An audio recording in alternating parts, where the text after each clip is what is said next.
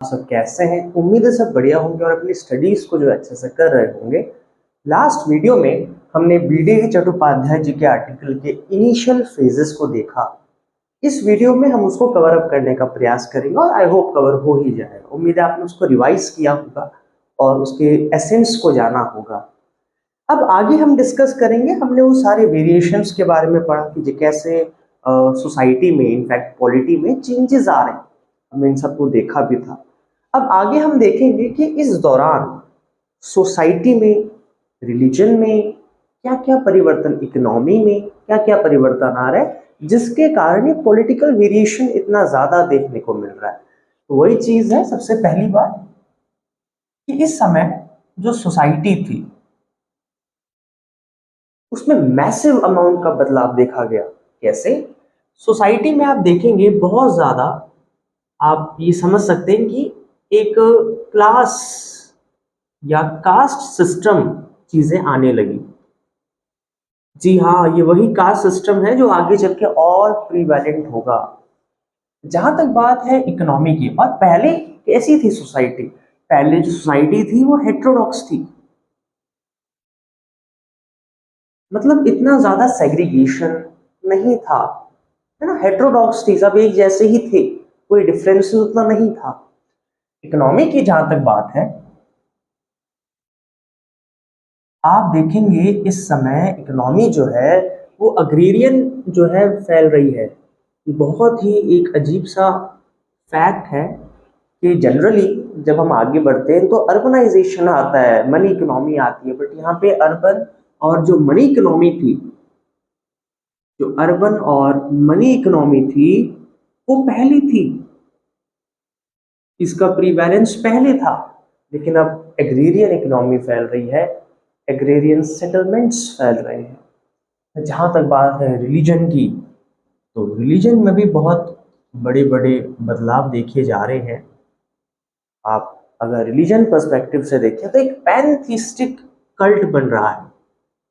पैनथीस्टिक एक रिलीजन बन रहा है। पैंथिज्म जनरली क्या होता है? जो मानते हैं कि हर चीज में ईश्वर है, और अलग अलग कल्ट्स को इंटीग्रेट किया जा रहा है और एक बड़ा बेस बनाया जा रहा है, एक बड़ा रिलीजन, पैंथिज्म का रिलीजन बनाया जा रहा है। तो ये सारे बदलाव हो रहे हैं और इसके चलते ही पॉलिटी में इतना वेरिएशन देखा जा रहा है। बीडी साहब आगे कहते हैं कि इस समय अगर आप देखें अर्ली मेडिवल में, तो लीनिएज बेस्ड रूल्स बढ़ने लगा। जो लीनिएज रूल था वो बढ़ने लगा। लीनिएज का मतलब होता है वंशावली, है ना, एक वंश जो पूरा चलता जा रहा है, सक्सेसर बढ़ते जा रहे हैं, उत्तराधिकारी बढ़ते जा रहे हैं, दैट इज लीनिएज। तो यही कहते हैं कि लीनिएज रूल बढ़ता जा रहा है। और सेवेंथ सेंचुरी से इनफैक्ट हमें काफी ज्यादा एपिग्राफिकल एविडेंस भी देखने को मिल रहा है। तो एपिग्राफी ने बहुत अच्छा रोल यहाँ पे प्ले किया है। जो इंस्क्रिप्शंस मिलते हैं, जो हमें एविडेंसेस मिलते हैं, उससे हम ये पता लगा सकते हैं कि लीनिएज बहुत बढ़ता जा रहा है, वंशावलियों का रोल बढ़ता जा रहा है। और अगर आप देखेंगे ध्यान से इस समय की पॉलिटी को, तो इंडिविजुअल पावर सेंटर्स बढ़ते जा रहे हैं बहुत सारे। मतलब छोटे छोटे एरिया में रूल हो रहा है। मान लीजिए एक छोटा सा गांव है, वो अपना एक लीनिएज बना दे रहा है कि हम यहाँ पे शासन करेंगे, फिर पीढ़ी दर पीढ़ी वो बढ़ता जा रहा है, उसी की जो जनरेशन है वहां पे रूल करती जा रही है। बढ़ेंगे भी, टूटेंगे भी, अभी हम आगे डिस्कस करेंगे ये सारी चीजें। तो ऐसे ही लोकल एरियाज में आप देखेंगे लीनिएजेस आती जा रही है, बहुत सारी लीनिएजेस आती जा रही है। और आप यकीन नहीं करेंगे कि एक ही नाम से न जाने कितनी ज्यादा लीनिएजेस आती जा रही है।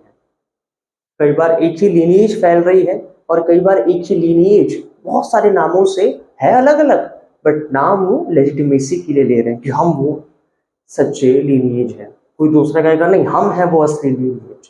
तो ये सारी चीजें आप देखेंगे इस दौरान हो रही हैं और पॉलिटी में वर्क कर रही है। ठीक है, भी आगे डिस्कस करेंगे। तो अलग अलग लीनिएजेस का रूल होते जा रहा है और वो कहते हैं कि अब वंश का कंसेप्ट आ रहा है, वंशा। ठीक है, वंश अब आगे बढ़ते जा रहे हैं, जो कि यहाँ पे देखा भी जा रहा है। बहुत सारे पावर सेंटर्स आने वाले हैं, मल्टीपल पावर सेंटर्स। बट आगे बीडी ये कहते हैं कि जो अलग अलग लीनिएजेस है इनको हमें ज्योग्राफिकल कॉन्टेक्स्ट से देखना होगा। We need to see these lineages, हमें देखना होगा इन सारी ही लीनिएजेस को एक ज्योग्राफिकल कॉन्टेक्स्ट से कि कहाँ कहाँ ये फैल रहे हैं, क्योंकि उसका भी बहुत इंपॉर्टेंट रोल है। कहाँ कहाँ ये आगे बढ़ते जा रहे हैं, किस किस एरिया में डेवलप होते जा रहे हैं, तभी हम एक अच्छा हिस्टोरिकल एनालिसिस कर पाएंगे rather देन पॉलिटिकली देख के कि कौन सा आ रहा है। हमें ये देखना है वो कहाँ आ रहे हैं, किस टाइम फ्रेम में आ रहे हैं, कैसे आ रहे हैं, ये ज़्यादा इंपॉर्टेंट क्वेश्चंस हैं। तो इस चीज़ को स्टडी करते हुए हमारे बीडी साहब 11वीं सेंचुरी को देखते हैं पर्टिकुलरली। वो 11वीं सेंचुरी की स्टडी करते हैं। अब आप पूछेंगे कि 11वीं सेंचुरी ही क्यों, कोई बाकी टाइम फ्रेम क्यों नहीं लिया? क्योंकि वो इसका रीज़न देते हैं कि 11वीं सेंचुरी के दौरान बहुत ज़्यादा हमारे पास पॉलिटिकल स्टेबिलिटी थी। इस दौरान बहुत ज़्यादा माफ़ी चाहूँगा, थोड़ा सा जुकाम लगा है।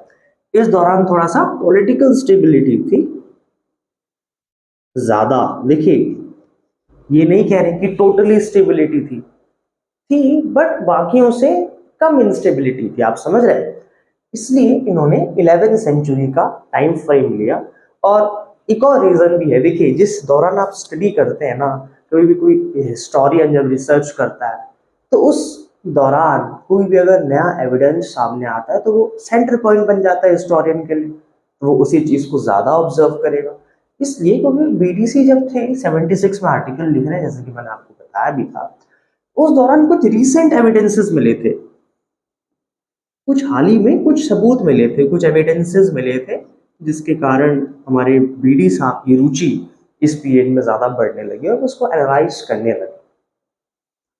तो जब वो अपना स्टडी करते हैं इन सारी लिनिएजेस की, तो आप यकीन नहीं करेंगे, उनको 40 के आसपास वंशावलियां मिलती हैं, अराउंड 40 लिनिएजेस का डोमिनेंस उनको देखने को मिलता है पूरे 11वीं शताब्दी में, पूरे इंडियन सब कॉन्टिनेंट में जो मेन मेन आती है। 40, सोचिए 40 के आसपास रूल कर रही है। बट वो एक और बात कहते हैं कि 40 के 40 हम इनको लीनिएज नहीं कह सकते हैं। क्यों नहीं कह सकते, अभी हम इसको समझेंगे। वो कहते हैं कि ठीक है, हम पाला लीनिएज कह सकते हैं, पाला वंश कह सकते हैं, हम प्रतिहार वंश कह सकते हैं, ठीक है, हम प्रतिहार वंश कह सकते हैं। ये अलग अलग लीनिएज बहुत फेमस फेमस है। हम जो है पल्लव वंश कह सकते हैं, हम कोला वंश कह सकते हैं, है ना। इन पे कोई दिक्कत नहीं है, इनको हम लीनिएज एक्सेप्ट कर सकते हैं क्योंकि बहुत स्टेबल थे और बहुत लंबे टाइम तक ये फिक्स रहे और इनमें स्टेबिलिटी दिखी गई, इनको लीनिएज बोला जा सकता है।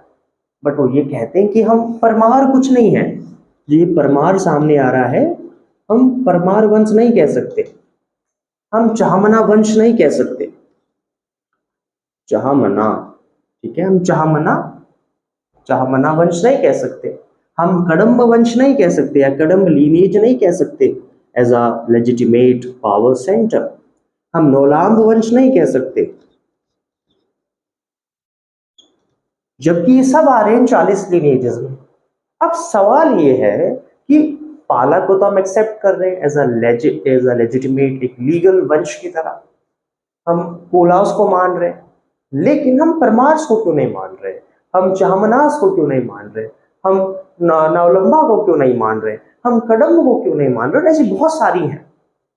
उसका रीजन ये देते हैं कि देखिए, ये जो बाकी जो हम जिसका जिक्र कर रहे हैं ना इन लीनिएजेस का, ये कभी भी स्टेबल नहीं रहे, इनका पावर सेंटर बदलता गया, कभी आज यहाँ है तो कभी कल कहीं और होंगे, अभी अगर यहाँ पे है तो कोई और उस पर शासन करेगा।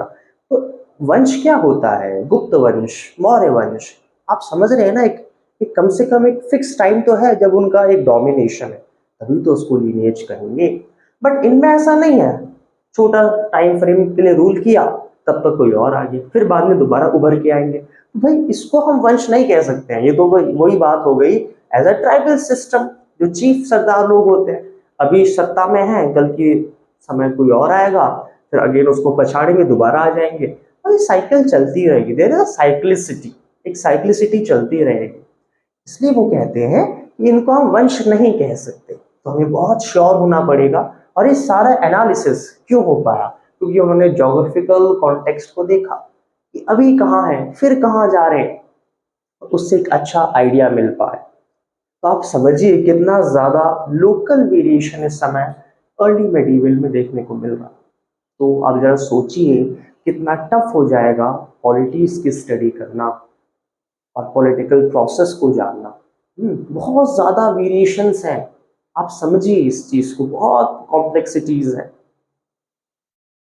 तो ये हम इनको वंश नहीं कह सकते। देन बीडीसी एक और बात आगे कहते हैं, वो कहते हैं कि इस समय पावर सेंटर्स बदलते जा रहे हैं। आप समझ रहे हैं, इस समय पावर सेंटर्स शिफ्ट होते जा रहे हैं। There is a power centres shiftation. इसका क्या मतलब हुआ?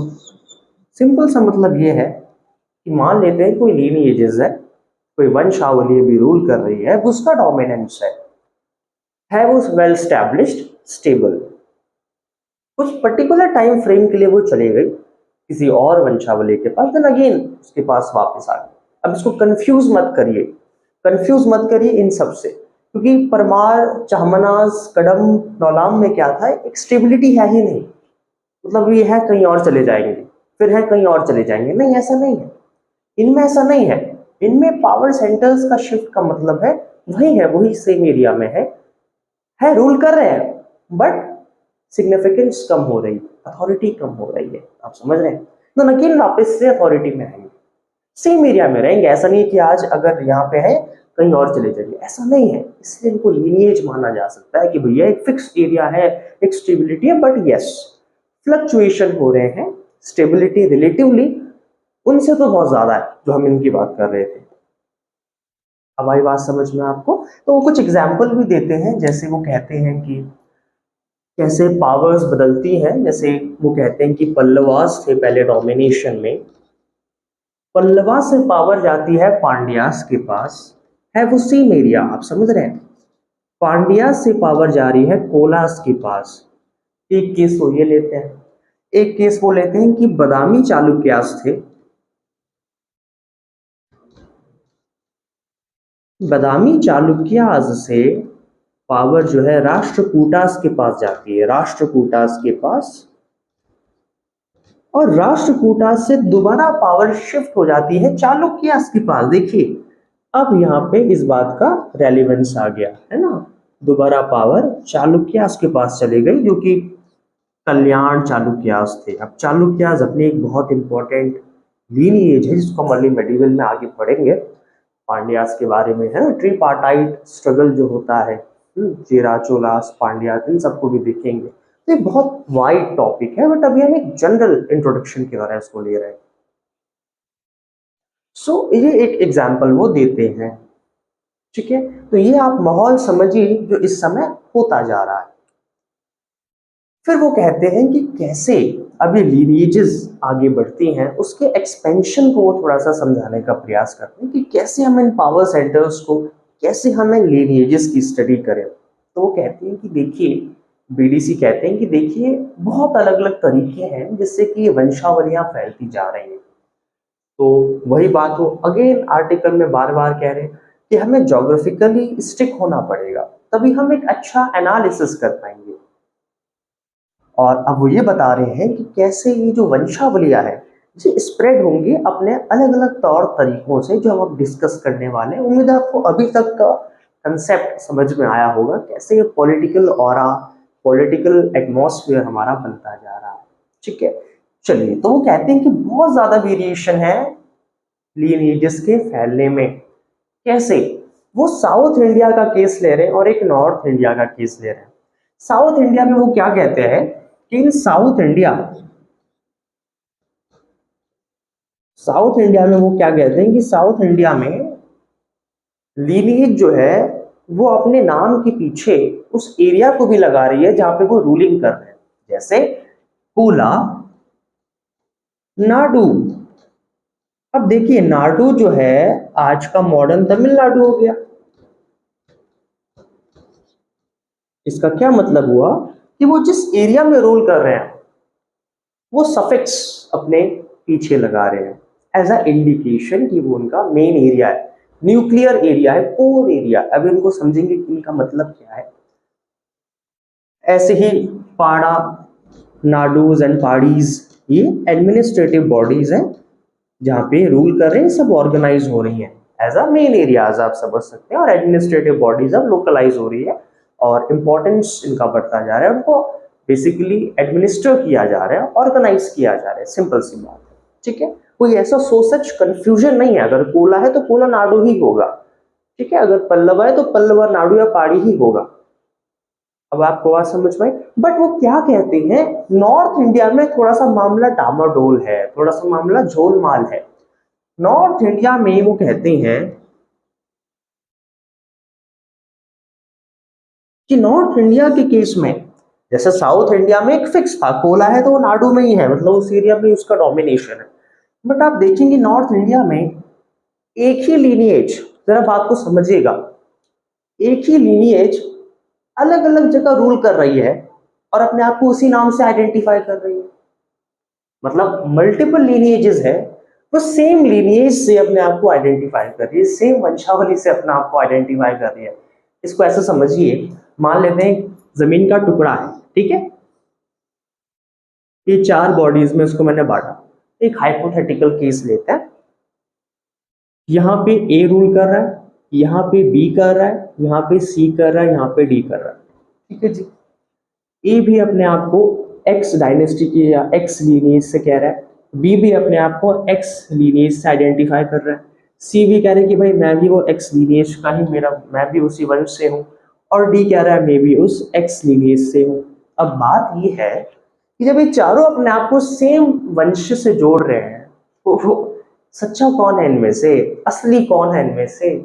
तो इसका ये मतलब हुआ नॉर्थ इंडिया में कि पॉपुलराइजेशन वो करना चाह रहे हैं, पोलराइजेशन देखने को मिल रहा है, एक बंटवारा देखने को मिल रहा है, और सब कहीं ना कहीं उस लीनिएज से अपने आप को जोड़ना चाहते हैं, क्योंकि उस लीनिएज का अपने आप में बहुत ज्यादा महत्व है नॉर्थ इंडिया में। तो बहुत अच्छा केस हमें बताते हैं गुर्जर प्रतिहारास का। तो वो क्या कहते हैं, जो गुर्जर प्रतिहारास थे ये मेन क्लैन आप समझ सकते हैं जो नॉर्थ इंडिया में फेमस था, और बहुत सारे ये अपने आप को लिनिएजेस जोड़ रहे थे। जैसे कुछ एरियाज में वो गुर्जर धारित्री से अपने आप को आइडेंटिफाई कर रहे थे, कुछ लोग अपने आप को जो रूल कर रहे थे वो कह रहे थे कि हम गुर्जर भूमि हैं, कुछ कह रहे थे हम गुर्जर रति हैं, एक्सेट्रा। तो आप देखिए नाम पीछे अलग हो रहा है, आगे सेम है, गुर्जरा गुर्जरा गुर्जरा। तो मतलब जहां पे वो रूल कर रहे हैं उससे अपने आप को थोड़ा बहुत वो कनेक्ट कर रहे हैं, बट अपने आप को सेम लीनिएज का ही बता रहे हैं। तो सेम साउथ इंडिया जैसा कंसेप्ट है, बस थोड़ा सा कंफ्यूजन ज्यादा है, क्योंकि बहुत सारे यहाँ पे वंशावलियां अपने आप को एक ही नाम से जोड़ रही है। लेकिन अगर आप बंगाल में देखें,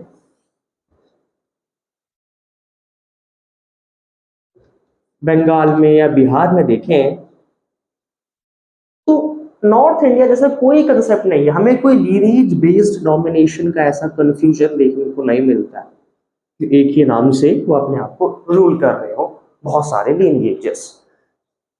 साउथ इंडिया में तो कोई दिक्कत नहीं है, नॉर्थ इंडिया में थोड़ा सा मामला डामाडोल है। बट यस, हम देख सकते हैं कि कैसे कोई पर्टिकुलर क्लैन इतना इंपॉर्टेंट होता जा रहा है। तो ये हमने डिस्कस किया कैसे इनके एक्सपेंशन को देखेंगे, कैसे ये फैलते जा रहे हैं।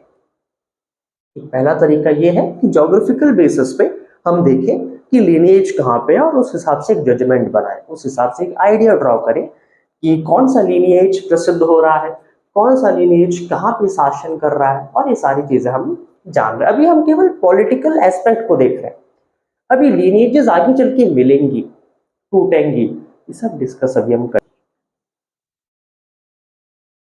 चलिए तो अब आगे डिस्कस करते हैं। वीडीसी कहते हैं कि दूसरे बात में वो अपने आप को बताते हैं कि कैसे इस समय लीनिएजेस बन रही हैं। वो कहते हैं कि इस समय बहुत ओपन एनवायरनमेंट है, बहुत ज्यादा इस समय ओपन एनवायरनमेंट है, और कोई भी अगर पावर हासिल करना चाहता है तो बस उसको अपना सपोर्ट बेस बढ़ाना पड़ेगा। जिसका सपोर्ट बढ़ रहा है, जिसकी पावर्स ज़्यादा कॉन्सेंट्रेट हो रही है, वो अपने आप एक अपना लीनिएज बना सकता है। तभी तो 40 के आसपास का डेटा हमने देखा। बहुत अच्छे अच्छे एग्जाम्पल वो देते हैं, जैसे एक प्यारा सा एग्जाम्पल, एंड मैं कहूँगा one of the famous ruling dynasty, no dynasty but ruling lineage, जो वंशावली मेडिवियल काल में देखने को मिलती है, वो होयसालास की मिलती है। होयसालास एक बड़े इंपॉर्टेंट रूलिंग लीनिएज आता है और 350 साल तक रूल करता है, लगभग 350 साल तक। आप समझ रहे हैं, मतलब मौर्यन से भी, मौर्य वंश से भी ज्यादा उन्होंने रूल कर डाला होयसालास में। और अगर आप ये जानेंगे कि कहाँ से आया, बहुत हैरान हो जाएंगे। होयसालास बेसिकली सयूर फॉरेस्ट है, एक साउथ इंडिया में है सयूर फॉरेस्ट।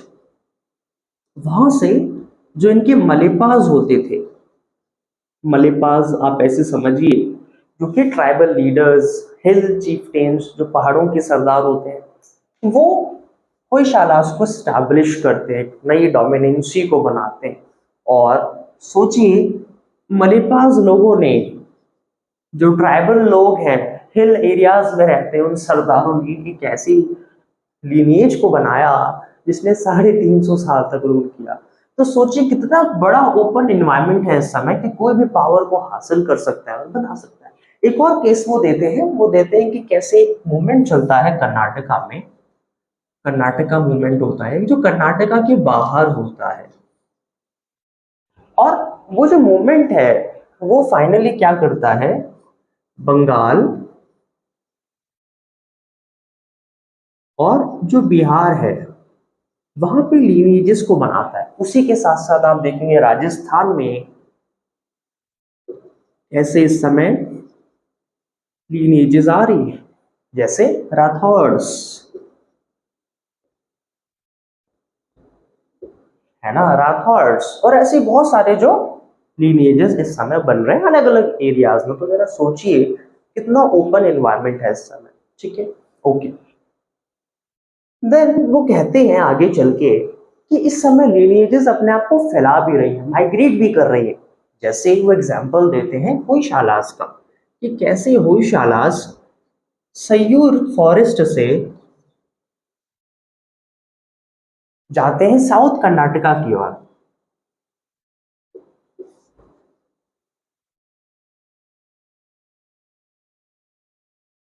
कैसे जो पालाज हैं वो east Bengal, south east Bengal से कैसे वो माइग्रेट कर जाते हैं अपर और लोअर गंगा बेसिन की तरफ। तो माइग्रेशन देखिए कितना अच्छा हो रहा है। आप गुर्जरा प्रतिहारा को देखिए, वो गुर्जरा प्रतिहारा का केस बताते हैं कि कैसे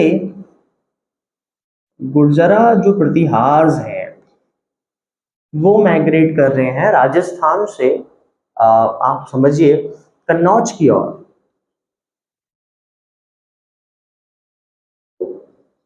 तो ये एक माहौल है जिसमें इन्फ्लक्स हो रहा है, जिसमें पावर सेंटर्स को एक्सपैंड किया जा रहा है, अलग अलग जगह भी स्टैब्लिश हो रहे हैं। तो एक ऐसा एक कॉन्स्टेंटली डेवलप होने वाला माहौल हमारे मेडिवियल इंडिया में, अर्ली मेडिवियल इंडिया में देखा जा रहा है। आप समझ सकते हैं कितना ज्यादा कॉम्प्लेक्सिटीज इस लेवल में है कि चीजों को एनालाइज करना बड़ा मुश्किल हो जाता है। हम हिस्ट्री को केवल डेट्स के माध्यम से जानते हैं कि कब ने कैसे कैसे रूल किया, बट कैसे हो रहा है, कब तक रूल किया इज ओके, वो एक पहलू है, बट हो कैसे रहा है, सेंटर्स कैसे बढ़ते जा रहे हैं, इनको भी जानना बड़ा आवश्यक है। सो ये एक बेसिक फ्लक्स है जो देखा जा रहा है, जो मूवमेंट है जो देखा जा रहा है। नाउ इसके बाद बीडीसी अपने आर्टिकल में कहते हैं कि कैसे न्यूक्लियर एरियाज, न्यूक्लियर जोन्स बनते जा रहे हैं और कैसे वो अपने बेस बढ़ाते जा रहे हैं। कैसे इसको समझेंगे, तो वो एक बात कहते हैं कि इस समय न्यूक्लियर एरियाज का बनना हो रहा है। ठीक है, न्यूक्लियर एरियाज, अब ऐसे एरिया जहां पे एक तो कोर एरिया होता है और एक न्यूक्लियर एरिया, वही मेन एरिया न्यूक्लियस, जो सेंट्रल एरिया है जहाँ पे मेन पावर स्टैब्लिश्ड है किसी भी लीनिएज की। तो वो कहते हैं कि जो न्यूक्लियर एरिया है ना, सपोज गुर्जरा प्रतिहाराज हैं, वो इस एरिया में रूल कर रहे हैं, तो उसका न्यूक्लियर एरिया क्या होगा? सेंट्रल पॉइंट, जिसको हम कोर एरिया भी कह सकते हैं। कोर एरिया कहो, न्यूक्लियर एरिया कहो, बात एक ही है, ठीक है। जहां पे उनका पावर सेट, जैसे आज का कैपिटल स्टेट का जो बीडीसी कहते हैं कि जो न्यूक्लियर एरिया है, ये न्यूक्लियर एरिया है, जरूरी नहीं कि इसमें रिसोर्सेज अच्छे हों। हम जनरली कैपिटल कहाँ स्टैब्लिश करते हैं? अगर हम थोड़ा सा कॉमन सेंस लगाएं, जहां रिसोर्सेज अच्छे होंगे। लेकिन बीडीसी कहते हैं कि न्यूक्लियर एरिया जो इन लिनेजेस का है उसमें जरूरी नहीं कि ये रिसोर्सफुल हो। जैसे वो एग्जांपल देते हैं काकटियाज का, जो काकटियाज की लिनेज थी, ये भी एक लिनेज बनती है, तो ये इनका जो न्यूक्लियर एरिया था वरंगल में था, वरंगल में। और वरंगल रिसोर्सेज से भरपूर नहीं था। ठीक उसी प्रकार से चालुक्यास जो गुजरात के थे, उनका न्यूक्लियर एरिया अनाहिलापट्टिका में था। ये गुजरात में एक प्लेस है अनाहिलापट्टिका, अनाहिलापट्टिका। अब अनाहिलापट्टिका तो भैया रिसोर्सेज से रिच नहीं था, फिर भी सेंट्रल पॉइंट था इसलिए बीच का चालुक्यास का, गुजरात के जो थे। तो जरूरी नहीं कि रिसोर्सफुल एरिया ही न्यूक्लियर एरिया बनेगा। मोर और लेस ज्यादा इंपॉर्टेंट है उसका हिस्टोरिकल सिग्निफिकेंस। आप समझ रहे हैं, ज्यादा जो इंपॉर्टेंट एस्पेक्ट है वो उसका हिस्टोरिकल सिग्निफिकेंस है, ऐसा बीडीसी अपने आर्टिकल में बताते हैं। ओके, नाउ इसके बाद एक बहुत अच्छी किताब है अपरिचित पर्चा करके, एक बहुत अच्छा एविडेंस हमारे पास है। अपरिचित पर्चा जो आपको जो लोकल लेवल में जो वेरिएशंस हैं, जो हेरारकीज बनेंगी अब वो देखने को मिलेगा। अच्छी किताब है, कभी टाइम मिले आप देखिएगा। इंपॉर्टेंट उतना नहीं है, समझने के लिए, रेफरेंस के लिए। नाउ बीडीसी कहते हैं कि जब ये क्लैंस बन रहे हैं, Rathore's and all, core areas जब एक्सपेंशन हो रहा है, तो दो चीजें साथ साथ चल रही है। पहला, जो ब्यूरोक्रेटिक ऑर्डर है वो तो चल ही रहा है, जिसमें राजपुरुष आते हैं जो राजा से जुड़े हुए हैं, है ना। साथ में नॉन ब्यूरोक्रेटिक सिस्टम भी साथ साथ में डेवलप हो रहा है। मतलब जो ये क्लैंस लीनिएजेस स्प्रेड हो रही है उनको भी पावर अप दी जा रही है। तो आप ऐसे समझिए कि कोर एरिया है मेन पावर हब, वो इन सेगमेंटरी स्टेट्स को भी पावर दे रहा है, जो साइड साइड में स्टैब्लिश हो रहे हैं, जो एक्सपैंड हो रहे हैं, उनको भी पावर मिल रही है। और यहीं से एक थ्योरी आती है सेगमेंटरी स्टेट की, बहुत इंपॉर्टेंट थ्योरी है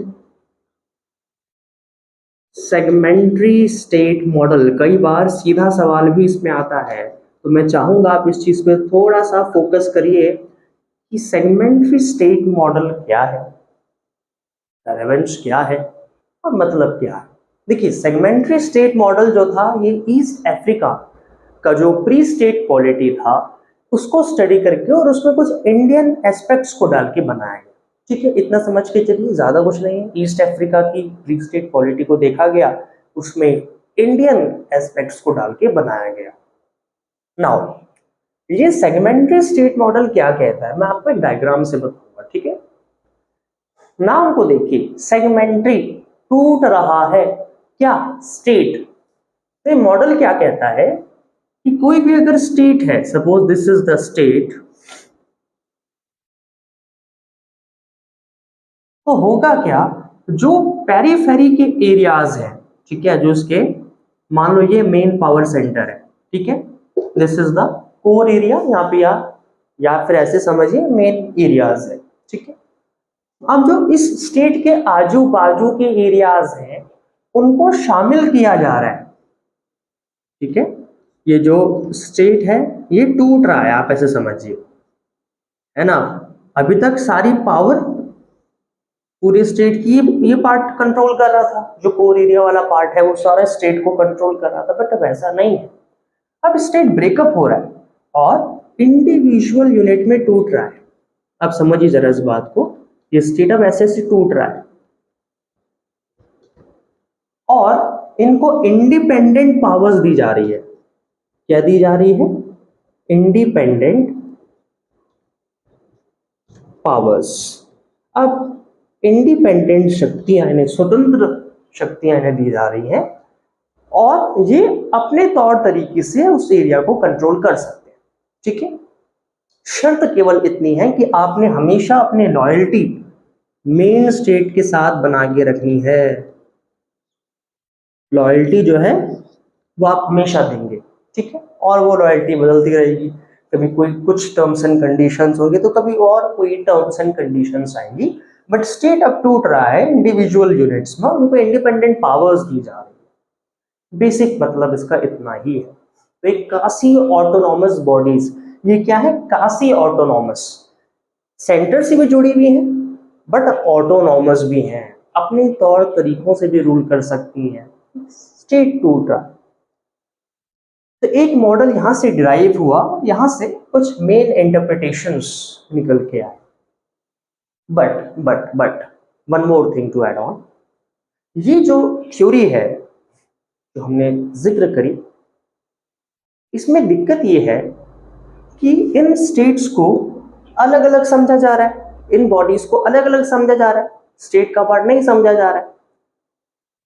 लेकिन हम तो अभी बात कर रहे थे कि लीनिएजेस फैल रहे हैं, बंगाल, बिहार, होयशालाज एक्सपैंड हो रहे हैं ना, गुर्जर प्रतिहाराज एक्सपैंड हो रहे हैं, तो बड़ी कॉन्ट्राडिक्टरी बात हो गई। तो इसलिए सेगमेंटरी स्टेट मॉडल को पॉलिटीज में फिट करना थोड़ा गलत हो जाएगा, क्योंकि प्लीज समझिए ये ऐसा समय है जब pre state system state system में कन्वर्ट हो रहा है, स्टेट बन रहा है। हमने ऑलरेडी डिस्कस किया था कैसे बनेगा स्टेट। जरा मेन चीज आप हमने बात करी, स्टार्टिंग में बात करी ना, कि अगर हम प्री स्टेट से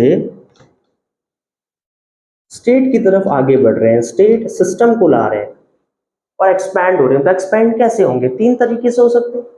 या तो आप क्या करें, ये जो स्टेट है ये प्री स्टेट्स को अपने अंदर शामिल कर ले, एक तरीका ये हो सकता है। या सपोज एक स्टेट है, ये कोई दूसरा स्टेट है, आप इसको हरा के इसको अपने अंदर शामिल कर ले, एक तरीका ये है। या आप अपने आप में ही चेंजेस ला जाए, आप स्टेट थे, आपने अपने इकोनॉमिक रेगुलेशंस में बदलाव लाया, अपने एक्सपेंडिचर्स में बदलाव लाए और अपने पॉलिसीज ऐसी अपनाए कि आप प्री स्टेट से स्टेट हो, कुछ भी हो सकता है। तो अगर आप देखें यहाँ पे शामिल करने की बात हो रही है, टूटने की बात नहीं हो रही है, सेगमेंटेशन की बात नहीं हो रही है। और ये जो पॉलिसी है ये ईस्ट अफ्रीका से ली गई है। जरा सोचिए, ईस्ट अफ्रीका में अलग सेट ऑफ कंडीशंस है, इंडिया में अलग सेट ऑफ कंडीशंस है, तो क्या अप्लाई करना सही रहेगा? अब जरा सोच के देखिए, थोड़ा कॉमन सेंस लगाइए, मैं और कुछ नहीं कहूँ, थोड़ा कॉमन सेंस लगाइए। आपको लगेगा ये तो भैया झोलमाल है, कॉन्ट्राडिक्शन हो रहा है। इसलिए बीडीसी कहते हैं कि मैं जो बात कर रहा हूं यहाँ पे, मैं political, very very important point, main crux इस आर्टिकल का, मैं जो बात कर रहा हूं पॉलिटिकल इंटीग्रेशन की बात कर रहा हूं। भाई साहब, मैं जो बात कर रहा हूं पॉलिटिकल इंटीग्रेशन की बात कर रहा हूं, कि पॉलिटिकली इंटीग्रेट हो रहे हैं, मतलब इन एरियाज को अपने अधीन लाया जा रहा है, टूट नहीं रहा है। जो प्री स्टेट्स हैं इनको इंटीग्रेट किया जा रहा है और ये सेमी ऑटोनॉमस बॉडीज बनाई जा रही है, उनको शक्तियां जरूर दी जा रही है पर उनको शामिल किया जा रहा है शक्तियां देकर। प्री स्टेट्स हैं, छोटे छोटे कबीले, आप ऐसे समझिए जो छोटे छोटे लीनिएजेस हैं, इनको एक बड़ी लीनिएज अपने अंदर आ रही है, उनको बेशक पावर्स दे रही है बट इंटीग्रेट कर रही है और ऐसे अपना बेस पावर बढ़ा रही है। ये बात बीडीसी अपने आर्टिकल में कहते हैं। अल्टीमेटली हर चीज का अपना पहलू है और ज्यादा अच्छा हमें पॉलिटिकल इंटीग्रेशन के बारे में लग रहा है, क्योंकि अब आप देखेंगे जब ये पॉलिटिकल इंटीग्रेशन हो रहा है, जब इनको पावर्स दी जा रही है नए नए, प्री स्टेट्स को अपने अंदर शामिल करके, तो आप एक चीज ऑब्जर्व करेंगे कि हियरार्की डेवलप होगी, है ना, इनको पावर्स दी जाएगी। तो ये जो इंडिविजुअल रूलर्स हैं, इनको पावर दी जा रही है, एक्चुअली में कौन है? ये दरअसल और कोई नहीं, ये सामंत ही हैं। These are nothing but these are only सामंतास, फ्यूडेटरीज। तो देखिए कैसे बीडीसी ने इस चीज को फ्यूडलिज्म से, सामंतवाद से कनेक्ट कर दिया। ये स्टेट है, ये छोटे छोटे प्री स्टेट्स हैं, इनको इसने शामिल कर दिया। बट क्यों शामिल होंगे ये? इनको पावर्स दे दी गई छोटे छोटे स्टेट्स को। तो ये जो रूल करेगा कौन करेगा? सामंत लोग करेंगे, फ्यूडेटरीज करेंगी, और यहीं से फ्यूडलिज्म, सामंतवाद को ही हम जान पाए। सो जब ये चीजें आई तो एक और सिस्टम हुआ क्या इस इंटीग्रेशन के बदौलत, कि राजा ने केवल और केवल पॉलिटिकल इंटीग्रेशन पे फोकस किया, स्टेट ने केवल और केवल कल्चरल चेंजेस पे फोकस किया। क्योंकि आप किसी चीज को शामिल करेंगे तो कल्चरली कनेक्ट होंगे उससे, जिसके कारण बीडीसी कहते हैं कि स्टेट ने अपने इकोनॉमिक और रिसोर्स डिस्ट्रीब्यूशन की तरफ बिल्कुल भी फोकस नहीं किया। अब ऐसा नहीं किया तो जाहिर सी बात है राजकोष कम होगा, राजकोष कम होगा, ट्रेजरी कम होगी, तो क्या पॉलिटिक्स आ जाएगी? Politics of plunder, politics of plunder, लूटपाट की राजनीति आ जाएगी। जैसे आज के हमारे पॉलिटिशियंस होते हैं बहुत सारे, जो केवल अपना पेट भरना चाहते हैं। तो राजा इंटीग्रेट करेगा ना, कैसे करेगा? उनसे कल्चरली अपने आप को जोड़कर, तो पैसा उसमें लगाएगा ज्यादा। उसने अपने स्टेट की इकोनॉमिक एस्पेक्ट्स, अपने स्टेट की रिसोर्सेस को, डिस्ट्रीब्यूशन को ध्यान में नहीं रखा। हुआ क्या इससे? ट्रेजरी कम हुई। हुआ क्या इससे? लूटपाट करेंगे सब। तभी इस समय इतना ज्यादा एक्सपेंशन हमें लिनिएजेस का देखने को मिल रहा है, इसलिए वो पॉलिटिकली इंटीग्रेट भी होना चाहते हैं। तो अब आई थिंक आपको एक एस्पेक्ट मिला कि क्यों ये लिनिएजेस इतनी बढ़ती जा रही है, क्यों वो 40 नंबर आया, जिसमें से हम एक्सेप्ट उसी को कर रहे हैं एज अ वैलिड लीनिएज, कि अल्टीमेटली लास्ट में जाके बहुत सारी तो डिमिनिश हो जाती है, नहीं टिक पाती है।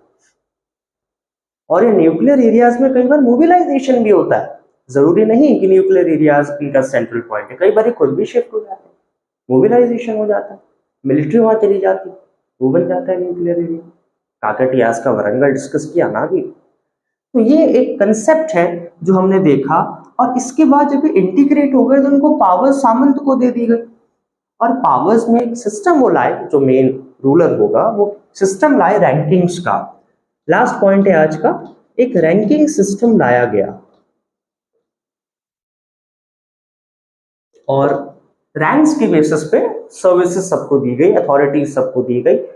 और ये रैंक केवल पॉलिटिकल लाइंस तक सीमित नहीं थी, ये रैंक आप देखेंगे फैमिलीज पे भी चली गई, फैमिलियल स्ट्रक्चर पे भी चला गया, जिसके कारण आगे चल के आने वाले टाइम में, मेडिवल केसेस में और आने वाले टाइम में जो कास्ट सिस्टम है वो डेवलप हो जाएगा।